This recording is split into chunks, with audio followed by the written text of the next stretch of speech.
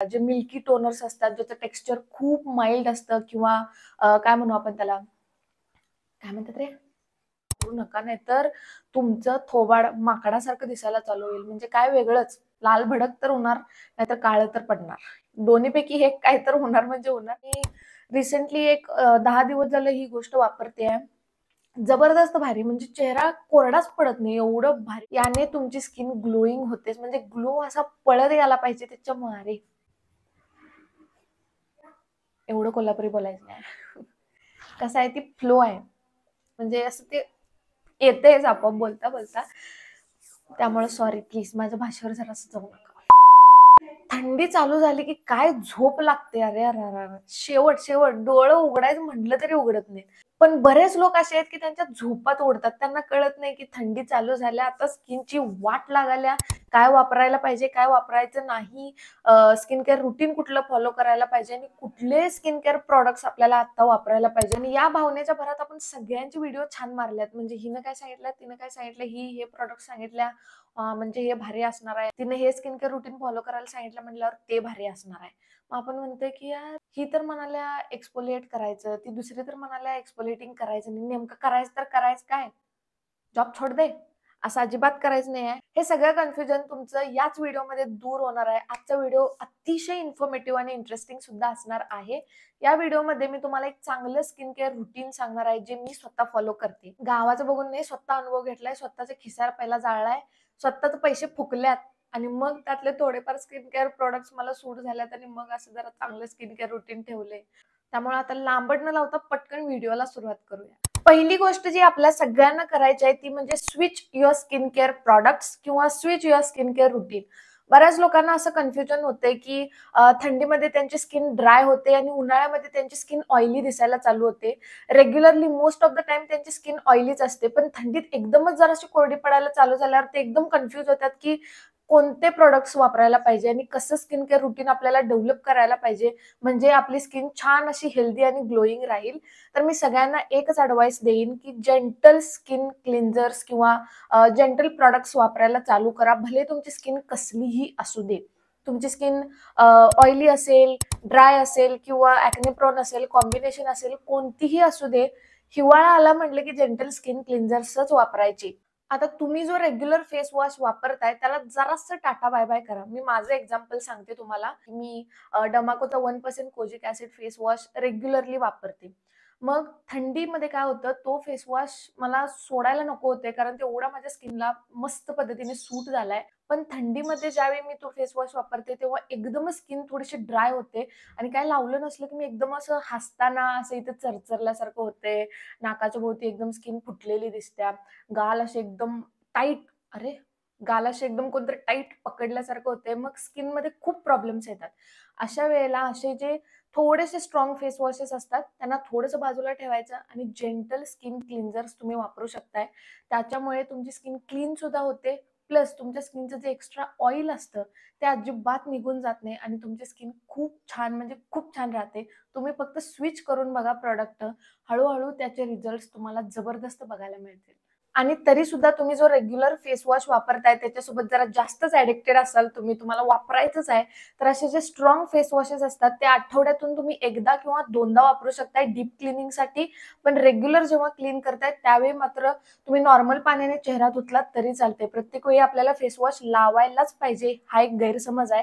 रात्री आपण झोपतोय, कुठं काय युद्ध खेळायला कुठल्या मैदानात धुळ्यात जात नाही आपण, त्यामुळे रात्री आपली स्किनमध्ये खूप जास्त पोल्युशन वगैरे लागलेलं असतं असं अजिबात नाही. त्यामुळे सकाळीच्या टप्प्यात तुम्ही नॉर्मल पाण्याने चेहरा धुतलात तरी चालेल, तुमची स्किन जबरदस्त होते. आणि रात्री मात्र तुम्ही जेंटल स्किन क्लिन्झर वापरा आणि आठवड्यातून एकदा किंवा दोनदा अशा पद्धतीचे स्ट्रॉंग फेस वॉश वापरलात तरी चालेल. बेस्ट रुटीनसाठी हा एक चांगला ऑप्शन आहे. सेकंड इम्पॉर्टंट गोष्ट आहे ती म्हणजे टोनर. टोनर तुम्ही वापरायला चालू करा. तुम्ही उन्हाळ्यात पावसाळ्यात वापरा न वापरा काय फरक पडत नाही, फेकून का देणार तुम्ही त्यावेळी. पण हिवाळ्यात मात्र टोनर तुम्ही वापरायला चालू करा. तुमचे ओपन पोर्सचे प्रॉब्लेम असतील, सगळे सगळे स्किनचे प्रॉब्लेम पूर्णपणे कमी होतात आणि ग्लास स्किन ग्लोईंग स्किनसाठी टोनर एवढा इम्पॉर्टंट आहे, काय सांगू मी तुम्हाला. आता मी ज्या टोन मध्ये बोलालो ऍटलीस्ट तेवढं तर समजून घ्या यार की किती इम्पॉर्टंट आहे ते. टोनर तुम्ही वापरायला चालू करा. आणि टोनर सुद्धा वापरताना जेंटल टोनरच वापरा. जे मिल्की टोनर्स असतात, ज्याचं टेक्स्चर खूप माइल्ड असतं किंवा काय म्हणू आपण त्याला, काय म्हणतात रे, तुम्ही वेगवेगळे जेंटल मिल्की टोनर्स वापरू शकता. इमल्शन्स येतात ते वापरू शकताय. जबरदस्त. म्हणजे मॉइश्चरायझर तुम्ही स्किप केलात तरी चालते. जर तुम्ही ते इमल्शन वगैरे वापरत असाल तर. फेस शॉपचं जे राईस टोनर आहे, आई ग, जबरदस्त. कॅलेंड्युला इसेन्स जो आहे तो पण जबरदस्त. तुम्ही तो लावला ना, तुम्हाला बाकीचं मॉइश्चरायझर लावायची गरजच पडत नाही. एवढा भारी टोनर आहे. जर तुम्हाला फक्त ग्लो साठीच पाहिजे असेल तर रोज वॉटर बेस्ट आहे. प्लस हे टोनी मोलीचं एकदम जेंटल टोनर आहे. एवढं भारी टोनर आहे. तुम्ही फक्त ट्राय करून बघा. थोडंसं अमाऊंट हातामध्ये घ्यायची आणि खूप जास्त घ्यायला पाहिजे असं पण नाही, आणि पूर्णपणे चेहऱ्याला लावून घ्यायचं. एवढा माइल्ड टोनर आहे. मी रिसेंटली एक 10 दिवस झालं ही गोष्ट वापरते आहे. जबरदस्त भारी. म्हणजे चेहरा कोरडाच पडत नाही, एवढं भारी टोनर आहे. याचंच एक अल्टरनेटिव्ह आहे, ज्याचं मी नाव सध्या विसरले. मी तर स्क्रीनवरती मेन्शन करते. या ब्रँडचं पण तुम्ही घेऊ शकता. हे टोनर सुद्धा जबरदस्त आहे. अफोर्डेबल आहे टोनी मोलीच्या तुलनेत. प्लस बायोटिकचे टोनर सुद्धा ना दुखळ आहेत. म्हणजे मी हे सगळे प्रोडक्ट्स वापरलेत म्हणून सांगते. बाकी एक्स्ट्रा तुम्हाला कोणतं जर टोनर आवडत असेल तर तुम्ही ते वापरलात तरी सुद्धा चालते. फक्त एवढं लक्षात ठेवा की जेंटल हायड्रेटिंग टोनर्स असं त्याच्यावरती लिहिलेलं असते. अशा पद्धतीचे टोनर्स हिवाळ्यामध्ये वापरायचे. जे व्हाइटनिंग ब्राईटनिंग टोनर्स असतात त्याला जरासं बाजूला ठेवा, कारण आता थंडीमध्ये हीच आपण चूक करतोय. ज्या ज्या प्रोडक्ट्समध्ये ब्राईटनिंग इन्ग्रेडियंट्स आहेत किंवा लाइटनिंग स्किन टाइटनिंग इन्ग्रेडियंट्स आहेत, अशा प्रोडक्ट्सकडे आपण वळतोय. कारण हे प्रोडक्ट जेव्हा वापरतोय आपण, फेस वॉश वापरला किंवा टोनर वापरला, एक ब्राईटनिंग छान इफेक्ट दिसतोय, पण याच्यामुळं आपली स्किन कोरडी सुद्धा पडते. हे लक्षात ठेवा. त्यामुळं उन्हाळ्यामध्ये, पावसाळ्यामध्ये ह्युमिड जर ऍटमॉस्फिअर असेल तर अशा वातावरणामध्ये हे असले सगळे प्रोडक्ट्स जबरदस्त सूट होतात. पण थंडीमध्ये मात्र हायड्रेशन सोडून दुसरं कुठंच वळू नका. हायड्रेशनला तुमचा मेन फोकस पॉईंट ठेवा आणि तुमच्या स्किनमध्ये रिझल्ट जो मिळेल तो कमेंट सेक्शनमध्ये सांगाल तेवढं विसरू नका. थर्ड इम्पॉर्टंट स्टेप येते ती म्हणजे मॉइश्चरायझेशन. मॉइश्चरायझेशन ही एक खूप महत्वाची स्टेप आहे स्किन केअर रुटीन मधली. आणि जेव्हा आपण रेग्युलरली आपली स्किन मॉइश्चराइज ठेवतो, वॉटर लॉक व्हायला पाहिजे असेच मॉइश्चरायझर्स पाहिजेत. आता आंघोळ केल्यानंतर लगेच लगेच म्हणजे एका सेकंदात ते पॉसिबल नाही आहे, पण तुम्ही लवकरात लवकर जेवढं होईल तेवढं लवकर मॉइश्चरायझर अप्लाय करायचं. आणि ज्या ज्या प्रॉडक्ट्समध्ये हायलुरोनिक ऍसिड किंवा सेरामाइड्स, पेप्टाइड्स अशा ज्या गोष्टी असतात त्या जास्त वेळेपर्यंत हायड्रेशन प्रोव्हाइड करतात. त्यामुळे तुम्ही त्यामध्ये इन्व्हेस्टमेंट करू शकता. जर तुमची स्किन ड्राय असेल तर oily skin, acne prone skin वाल्यांसाठी सॅलिसिलिक ऍसिड, नायासिनामाइड भरपूर इन्ग्रेडियंट्स आहेत. ते सुद्धा मी याच्यावर खूप डिटेल्ड सेपरेट व्हिडिओ केलाय. अजून बघितला नसेल तर लिंक डिस्क्रिप्शन मध्ये आहे, चेक करायला अजिबात विसरू नका.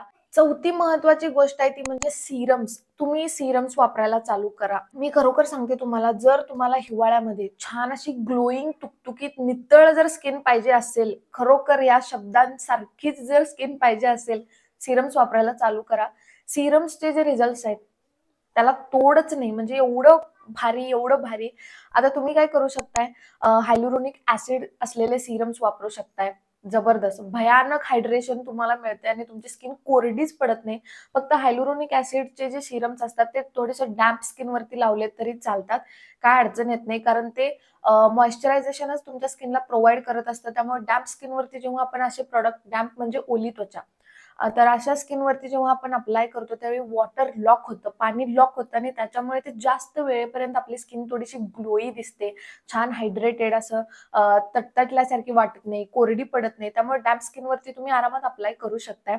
सेकंड महत्वाचं सिरम आहे ते म्हणजे व्हिटॅमिन सी सिरम.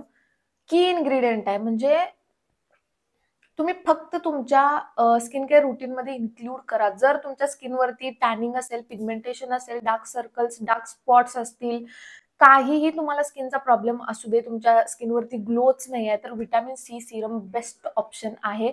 मी शक्यतो 2-3 ब्रँड्सचे व्हिटॅमिन सी सिरम माझे फेवरेट सिरम्स आहेत. मी डर्माकोचं हे 10% व्हिटॅमिन सी सिरम खूप म्हणजे खूप वापरले. तुम्ही काय करू शकता, जर सकाळच्या टप्प्यामध्ये तुम्ही वापरणार असेल, आता व्हिटॅमिन सी सिरम वापरताना एक गोष्ट लक्षात ठेवायची की ओल्या त्वचेवरती व्हिटॅमिन सी सिरम अजिबात लावायचं नाही, नाहीतर लावून काहीच उपयोग नाही. त्याचा इफेक्टच म्हणजे ते डिॲक्टिव्हेटच होते, काय उपयोगच नाही लावून. कारण त्याचे इन्ग्रेडियंट्स असे आहेत की ते पाण्यासोबत मॅच करून चालत नाहीत, नाहीतर ते पूर्ण डायल्यूट होतात. म्हणून काय करायचं, तुम्ही जेव्हा चेहरा धुताय 5-10 मिनिटं वेळ द्या. लगे लगे एवढी धावपळ करून आपण काही निवडणुकीला जाणार नाही आहे. त्यामुळं जरासं थांबा. हळूहळू हळूहळू सगळ्या गोष्टी करायच्या. एक 10-15 मिनिटं सकाळची तुम्ही स्वतःसाठी काढलात तर बास आहे. अंघोळ केल्यानंतर एक 5 मिनिटं थांबायचं. पूर्ण स्किन नॉर्मल होऊ दे. अशी ओली नको, ओलसर नको. आणि त्यानंतर व्हिटॅमिन सी सिरमचे 2 ड्रॉप्स इनफ आहे. एक ड्रॉपर येतो छानपैकी. त्या ड्रॉपरमध्ये घ्यायचं आणि इथं, इथं, इथं सगळीकडे लावायचं. मानेला विसरू नका, नाही तर तोंड कोणाचं आणि मान कोणाची दुसऱ्याचीच दिसते. तर हे व्हिटॅमिन सी सिरम छानपैकी ड्रॉपरने लावायचं आणि असं उगाच पसरायचं नाही. असं छान डॅप करायचं त्याला आणि संपूर्ण स्किनमध्ये मुरवायचं. आणि त्यानंतर लगेचच मॉइश्चरायझर लावायचं. आता असं मॉइश्चरायझर अजिबात निवडू नका की त्यामध्ये आणि परत व्हिटॅमिन सी सिरम आहे. म्हणून काय करायचं, शक्यतो नॉर्मल सेरामाइड बेस्ड वगैरे तुम्ही मॉइश्चरायझर वापरलात तरी चालते. त्याच्यामुळे तुमची स्किन छान हायड्रेटेड सुद्धा राहते. त्यामुळे पहिला व्हिटॅमिन सी सिरम लावायचं आणि त्यानंतर लगेच मॉइश्चरायझर लावायचं. नेक्स्ट प्रोसिजर येते ती म्हणजे सनस्क्रीन. आता जेव्हा तुम्ही सकाळच्या टप्प्यात व्हिटॅमिन सी वापरतायत त्याच्यावरती सनस्क्रीन मस्ट मस्ट मस्ट आहे. सनस्क्रीन लावायला अजिबात टाळाटाळ करू नका. अदरवाईज व्हिटॅमिन सी वापरू नका, नाहीतर तुमचं थोबाड माकडासारखं दिसायला चालू होईल. म्हणजे काय वेगळंच, लाल भडक तर होणार, नाहीतर काळं तर पडणार. दोन्हीपैकी हे काय तर होणार म्हणजे होणार. त्यामुळं व्हिटॅमिन सी, त्यानंतर लगेच मॉइश्चरायझर आणि त्यानंतर एक चांगलं सनस्क्रीन तुम्ही वापरायलाच पाहिजे. जेव्हा आपण या सगळ्या गोष्टी वापरतोय आपली स्किन खूप सेन्सिटिव्ह होते. त्यामुळे एक चांगलं सनस्क्रीन विकत घ्या. जर तुम्हाला लाईट वेट सनस्क्रीन पाहिजे असेल तर हे डॉक्टर शेथचं हेल्दी अँड हायलोरॉनिक रेंजचं सनस्क्रीन नाद खोळा आहे. म्हणजे तोडच नाही याला, एवढं भारी सनस्क्रीन आहे. मी याच्या 4-5 बॉटल्स संपवल्यात. जबरदस्त म्हणजे जबरदस्त. याच्यामध्ये भरपूर व्हेरियंट्स आहेत. तुम्ही ते पण घेऊ शकता. व्हिटॅमिन सीचं सुद्धा यांच्याकडे सनस्क्रीन आहे. खूप लाईट वेट आहे, त्यामुळे लावल्यानंतर ऑइली, ग्रीझी, खूप हेवी वाटते. धुळा येऊन सगळा चिटकालाय किंवा तोंड आपलं काळं पडाले, ग्रे पडाले, असलं भानगड याच्यासोबत अजिबात होत नाही. अतिशय लाईट वेट आहे, ट्राय करू शकता. नेक्स्ट टिप आहे, please please please avoid physical exfoliation. थंडीमध्ये फिजिकल एक्सफोलिएटर्स जे असतात, स्क्रब असतात, प्लीज त्यांना अजिबात वापरू नका. त्याच्यामुळे तुमची स्किन जास्त खराब होते. थंडीमध्ये पहिलाच आपली स्किन लई कोरडी झाली आणि त्यात जर तुम्ही फिजिकल स्क्रब घेऊन घासत असाल, मग ते घरगुती असू द्यात किंवा मार्केटमधले असू द्यात, जे जे स्क्रबचे पार्टिकल्स थोडेसे मोठे असतात असे स्क्रब तुम्ही वापरू नका. त्याच्या ऐवजी तुम्ही छान केमिकल एक्सफोलिएटर वापरायला चालू करा. थोडंसं 1-2-3 ड्रॉप्स घ्यायचे आणि ते सुद्धा ओल्या स्किनवरती अजिबात अप्लाय करायचं नाही. तुम्ही छान ग्लायकॉलिक ऍसिडचे टोनर्स वापरू शकता किंवा सिरम सुद्धा वापरलात तरी चालेल. ते तुमच्या स्किनला जेंटली एक्सफोलिएट करतात. त्याच्यामुळे तुमची स्किन ओव्हर ड्राय होत नाही, डिहायड्रेटेड होत नाही आणि तुमच्या स्किनचे लेयर सुद्धा क्लीन होतात. त्यामुळे तुमची स्किन रिजनरेट व्हायला सुद्धा मदत होते. अशा पद्धतीचे केमिकल एक्सफोलिएटर्स तुम्ही वापरू शकता. फेस शॉपचे केमिकल एक्सफोलिएटर्स जबरदस्त आहेत. त्यांचे पण एक तर शुगर बेस्ड आहे आणि एक केशरी कलरची एक बॉटल आहे, मला सध्या नाव आठवत नाही आहे त्याचं. मी इथं मेन्शन करते, तुम्ही चेक करू शकताय. 2,500 रुपयाच्या आसपास काहीतरी ती बॉटल होती, मी घेतलेली 3-4 वर्षाच्या मागे. ते मी वापरले. जर तुमची स्किन सेन्सिटिव्ह असेल, ऑइली असेल, ड्राय असेल, सगळे स्किन टाईप वाले याला फॉलो करू शकतात. फक्त केमिकल एक्सफोलिएटर वापरताना एक काळजी घ्यायची की हाय म्हणून उगाच थापायचं नाही जास्त आणि सारखं सारखं वापरायचं नाही. एक्सफोलिएटरची गरज किती आहे आपल्याला, आठवड्यातून एकदा किंवा 15 दिवसातून एकदा, तिथं 2दा वापरलात तरी चालेल. नाहीतर हाय म्हणून रोज सकाळ संध्याकाळ थापायचं नाही. त्याच्यामुळे स्किन तुमची डॅमेज होणार आहे. तुमच्या स्किनचे बॅरियर्स डॅमेज होतात. त्यानंतर मग तुम्हाला ऍक्ने, पिंपल्स, डार्क स्पॉट्स लई म्हणजे लई घाण प्रॉब्लेम्स व्हायला चालू होतात. त्यामुळं आठवड्यातून एकदा, जास्तीत जास्त म्हणते मी एकदा, आणि 15 दिवसातून तुम्ही 2दा वापरू शकताय. त्याच्यापेक्षा प्लीज प्लीज प्लीज जास्त वापरू नका. जर तुम्ही हे द ऑर्डिनरीचं ग्लायकॉलिक ऍसिड टोनर वापरत असाल तर मी सांगते तुम्हाला की आठवड्यातून 2दा तुम्ही वापरू शकताय. वापरताना रात्रीच्या टप्प्यात वापरा, सकाळी अजिबात वापरू नका. कारण सकाळचं मी मगाशी तुम्हाला रुटीन सांगितले त्या पद्धतीने ठेवा. रात्री तुम्ही झोपायच्या अगोदर हे टोनर लावू शकताय. ते सुद्धा ओल्या त्वचेवर लावायचं नाही. एक 10-15 मिनिटं थांबायचं फेस वॉश केल्यानंतर आणि त्यानंतर एकदम 4-5 ड्रॉप्स बास आहे. त्याच्यापेक्षा जास्त प्लीज घेऊ नका. डायरेक्ट स्किनवरती अप्लाय करू नका. पहिल्यांदा हातामध्ये घ्यायचं आणि खूप असं घासायचं नाही, नाहीतर परत ते डिॲक्टिव्हेट होतंय. आणि ते असं घेऊन जेंटली असं डॅप करायचं, स्किन मध्ये मुरवायचा प्रयत्न करायचा. एकदम थोडं लावलंय का नाही असं वाटायला पाहिजे आणि असं थोडं थोडं डॅप डॅप डॅप करायचं आणि त्यानंतर मॉइश्चरायझर लावा. मला सुद्धा हे कन्फ्युजन होत होतं की हे टोनर वापरल्यानंतर मॉइश्चरायझर वापरायचं आहे की नाही. मी खूप कन्फ्युज झालेले. पण तुम्ही हे टोनर असल्यामुळे याच्यावरती मॉइश्चरायझर लावा. फक्त त्या मॉइश्चरायझर मध्ये परत खूप जास्त ऍक्टिव्ह इन्ग्रेडियंट्स नसावेत, अदरवाईज याचा इफेक्ट त्याचा इफेक्ट मिक्स होऊन काहीतरी वेगळंच होऊन बसायचं. एकदम नॉर्मल मॉइश्चरायझर वापरा, जसं ते निव्याचं मॉइश्चरायझिंग क्रीम आहे, प्लमचं मॉइश्चरायझर आहे, मी तुम्हाला सांगितलेलं व्हिटॅमिन ई बेस्ड मॉइश्चरायझर्स तुम्ही वापरू शकताय किंवा सेरमाइड्स बेस्ड तुम्ही मॉइश्चरायझर वापरू शकताय. पण एएचए बीएचए सोबत तुम्ही काय तर व्हिटॅमिन सी हे ते मिक्स करला इन्ग्रेडियंट्स, त्याच्यामुळे तुमची स्किन जळू शकते इन द सेन्स काय आग लागत नाही आपल्या थोबाडाला, म्हणजे बर्न होऊ शकते, म्हणजे आपली स्किनवरती अशी काळपटपणा यायला चालू होतो. तर ते चुकीचे इन्ग्रेडियंट्स मिक्स झाल्यामुळे तसं होते. याच्यावरती एक छान डिटेल्ड मी व्हिडिओ लवकरच घेऊन येईन.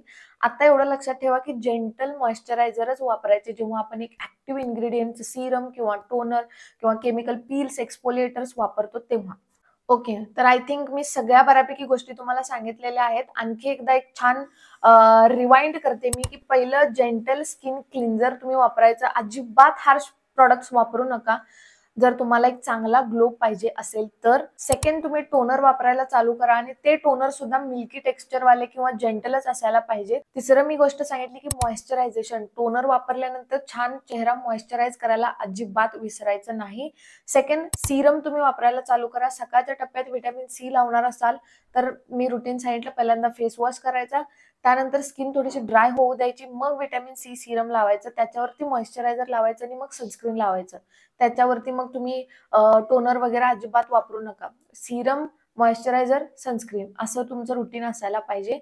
पाचवी गोष्ट जी तुम्हाला मी सांगितली ती म्हणजे एक्सपोलिएटर्स. एक्सपोलिएटर्स वापरताना फिजिकल एक्सपोलिएटर्स प्लीज वापरू नका.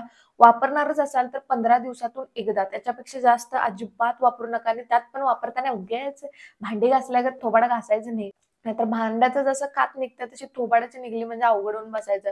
डर्मॅटकडे जायला पण खूप लागते, खूप म्हणजे खूप. त्यामुळेच जरा सुरुवातीलाच व्यवस्थित काळजी घ्या आणि regularly skin care routine follow करा प्लीज. एका दिवसात कुठल्याच गोष्टीचा रिझल्ट येत नाही. मी खूपदा सांगितले, माझ्या स्किनवरती एवढं पिगमेंटेशन होतं की तुम्ही विचार पण करू शकत नाही, मी खरोखर सांगते तुम्हाला. पण शक्य असेल तेवढं कन्सिस्टन्सी तुम्ही ठेवा. एक वर्षभर 2 वर्ष लागतात तुमची स्किन टोटली ट्रान्सफॉर्म व्हायला. तुम्हाला जे कोण सांगते की 2 दिवसात आणि 3 दिवसात, इट्स इम्पॉसिबल. तुम्ही जेवढं कन्सिस्टन्सी ठेवाल तेवढी तुमच्या स्किनमध्ये रिझल्ट तुम्हाला बघायला मिळतील. प्लस खूप पाणी प्या.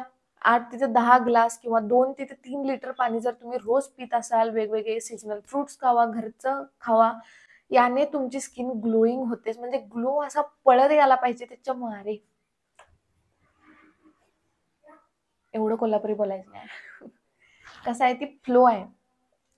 कोल्हापुरी भाषा ही असली ते रक्तात आहे आमच्या, म्हणजे असं ते येतेच आपोआप बोलता बोलता. त्यामुळे सॉरी प्लीज, माझ्या भाषेवर जरासं जाऊ नका. Okay, that's it for today's video. I hope तुम्हाला हा व्हिडिओ आवडला असेल. आवडलाय तर प्लीज प्लीज लाईक करायला अजिबात विसरू नका. आणि अशाच इंटरेस्टिंग आणि इन्फॉर्मेटिव्ह व्हिडिओ सोबत भेटू पुढच्या व्हिडिओमध्ये. तोपर्यंत स्वतःची काळजी घ्या आणि स्वतःवर खूप प्रेम करा. Bye guys.